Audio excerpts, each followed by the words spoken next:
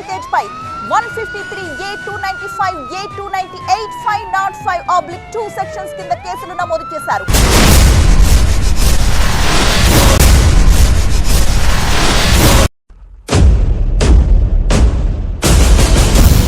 నా ఓడెవడో బయటోడెవడో మాత్రం క్లారిటీగా అర్థమైపోయింది నేను జైల్లో పడ్డ తర్వాత.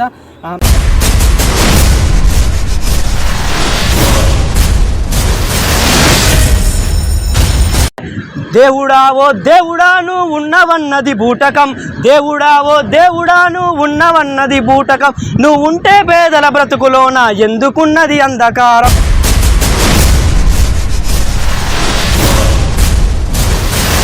బైర్ నరేష్ కానీ రెంజల రాయేష్ కానీ వీళ్ళ కోసం పోస్ట్ పెట్టి నేను నా వ్యక్తిగత జీవితాన్ని నాశనం చేసుకున్నా.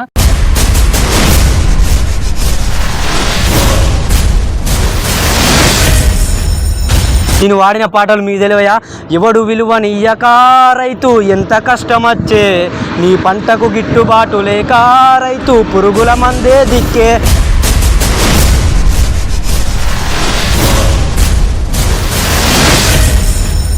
ఏదైనా ఫంక్షన్కి పోయినప్పుడు కూడా చాలామంది వీడి జైలు వేయచ్చు అని చెప్పి చాలామంది నా మనసును బాధ కలిగించిన మాటలు అన్నారు.